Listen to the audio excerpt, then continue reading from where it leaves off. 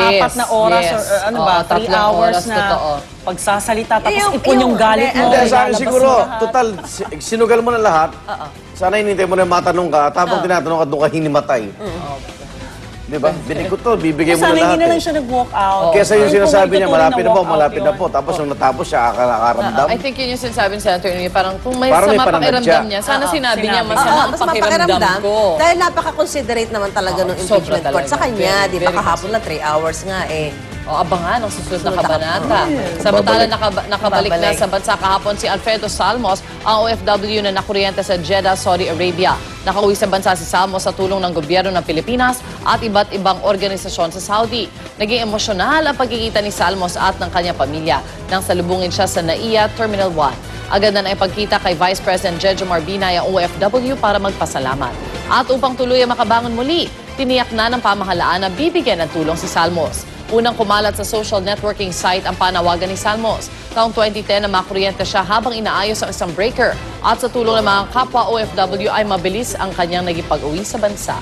Salamat po. Ay, nakauwi na siya. Oo. Mukhang ang ginagaling niya rito sa may lalamunan, no? Nag-choke na kasi siya eh. So, gagawin yata ng paraan ni Vice President Jejomar Binay na matulungan, sabi nito Sobre sa PGH yata, i-check kung anong pwedeng mahiwalay pa yung balat dito. At parang dumikit, siguro, sa loob. Kasi ito naman in line of duty niya eh. Di ba? Oo, di ba doon naman kasi pag nakuryente ka, ganun talaga mga voltahe eh. So baka nasa ano siya, yung line of work niya. Oo, bagay yun ang trabaho niya talaga. Naglilinis siya. Which is dapat insured siya, hindi ba? Para Kung electrician sa line of work, oo. Makatanggap yata siya ng 100,000 Sa OWA. sa OWA. Okay. Pasadahan muna natin ang mga aksyong balita sa mga ito. Narito na po ang Ronda Reports.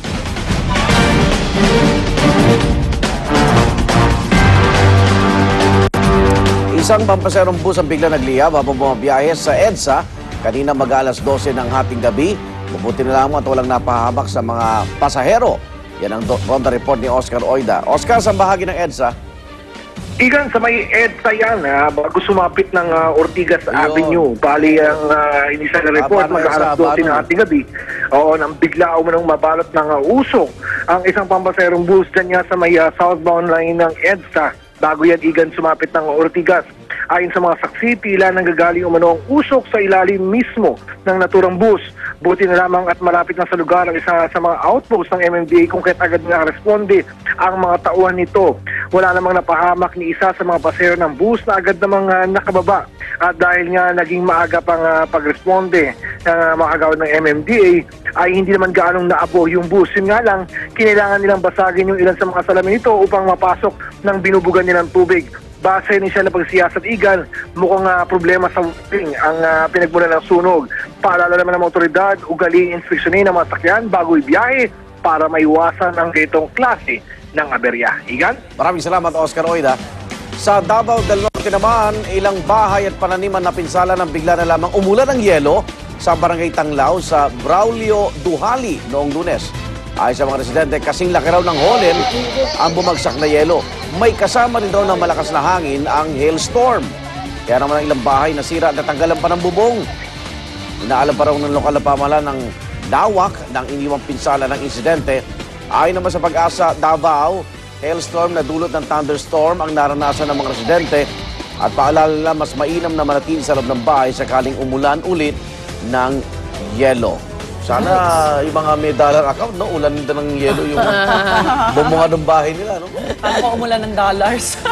Samantala, nagdeklara na ng state of calamity sa 2 barangay sa Cebu City. Ito'y matapos tamaan din ng hailstorm at buhawi ang lugar. Huwebes naman noong nakaraang linggo. Sa kuha po ni News Cooper Ariel Limocon, makikita ang mga nasirang bahay at mga naputol na puno matapos ang pananalasa. Sa tala ng lokal na pamahalaan, naabot sa 180 bahay ang nasira. Nagpaabot na raw ng tulong ang lokal na pamahalaan sa mga apektadong residente. Parang sunod-sunod yata buhawi sa Pilipinas. Dati bihirang yung mga hailstorm na ganyan. Usually sa Baguio ang hailstorm eh. Ngayon meron na rin sa South. Ang pinakamating buhawing naranasan ko, yung kayabangan nung kakilala ko eh. Ang lakas ng hangin. Grabe. Parang sino ba yan? Makatanggal bubong ba? Ang sinisira nung pagkatao, hindi ari-ari. Samantala, nakalis na po ng bansa ang Pinoy runner na si Cesar Guarin para sumali sa Finland-England Run. Bahagi pa rin to ng kanyang layunin tumakbo sa buong mundo. Sakaling magtagumpay, si Guarin ang unang Pinoy at Asyanong makakagawa nito sa kasaysayan.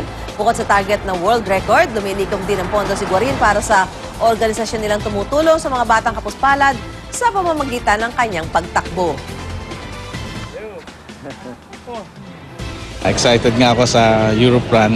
It's going to be cool weather. Maganda naman yung preparation namin to meet more Filipino communities na makakasama namin para masabi namin kung ano yung mission ng Global Run Alay sa Pilipino.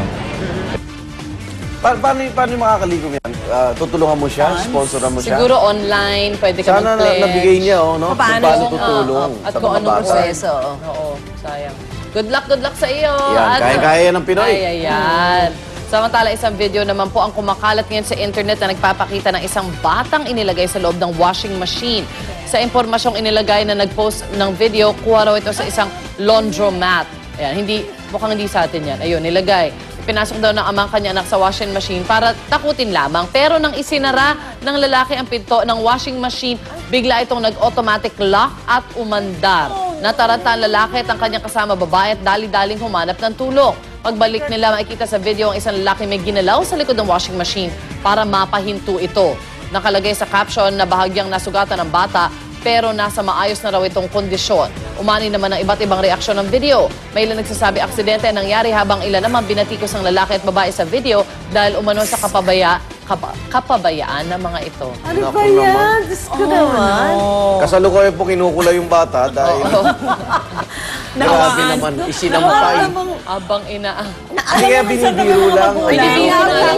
Kaso nga Oo, lalagay kita dyan. Lalagay kita dyan. Iyon pala yung automatic pag Tingnan mo. sinara. Makita mo natatarantay na tumatalong pa yung tatay. Kasi Oo, obvious naman na nagulat din siya doon sa ginawa Buhay ko niya. siguro. Hindi na ako Lesson yan, Correct. lesson. At alam na lahat ng tao, di ba? Hindi lang yung ikaw personal na Ayan, everybody oh, knows umiigot. and everybody's Titingnan seen. pa niya, titingnan pa niya nagulat reaction siya eh. Titingnan niya yung reaction ng anak niya. Tinatry nila i-off gano'n, no? Parang sa cartoons mo lang My nakikita na God. ginagawa yun, diba? Tapos totoo. May tubig kaya yan? siguro yung una makakita niyan. Ikaw naman nagtipid ka pa, sinabay pa ipaligo yung bata.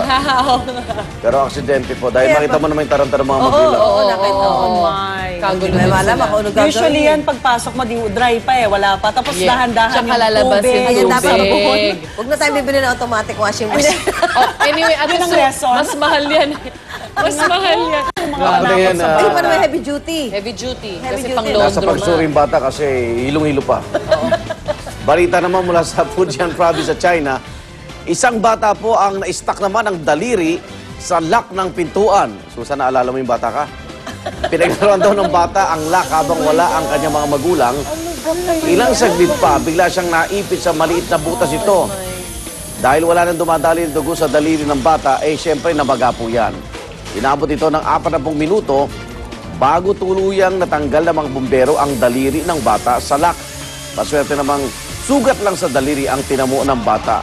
Sa China na naman po yan. Ang galing na Pero kanina, Masyadong malim ang bata sa China, no? Yung kanina Kundi sa- imburnal, lock ng pinto, dingding, pader, Laglag sa, ano yung parang nakasabit sa balon. veranda. Ang maganda din ang Sa equipment balon. naman ng mga Oo. Chinese. Ayun diba? siya, Saka ayan, napaka-confident mga ng pag ano, Wa, no? sabi ng bata, wa. Wala na. Pero may pili pa siya, hindi naman wala. At madilim na po ang kanyang kinabukasan. Nagdilim.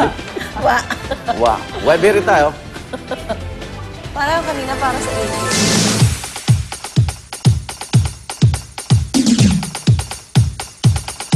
Well, good morning, beautiful people. Good morning. Good morning, Kuya Drew. Alright, mga balita pinag-uusapan ngayon sa mundo ng net. Aming ihatid ni Ching Luandi dito sa ating Web Hear It. Web Hear It number 1. Mula sa news.yahoo.com. Makakuha ng solar eclipse mula sa dalawang satellite sa kalawakan. Ibinida. Kuha po ito ng Hinode satellite at Proba 2 space weather satellite ng European Space Agency sa kakatapos lang na partial solar eclipse na nakita maging dito sa Pilipinas. Kabilang na ang ilang bahagi ng North America at Asia. At wala nga sa space ang kuha ng eclipse. Beautiful. Parang lang pelikula. Napakalinaw nito kung ikukumpara sa mga litrato na kuha lang mula dito sa ating mundo. Now, para sa mga gustong makakita ng solar eclipse, ang next niyan ay November 13 2012 na makikita mula sa New Zealand, Australia, South Pacific, at South America. Yes, Pwede at na dapat dito. ihanda na nila yung mga filters Yung? nila, di ba? Oh, Hindi sa pwedeng ating next tingnan favorite lang. naman. Go, partner. Saula o ang tinatawag na Asian unicorn na kung nanganganib na pong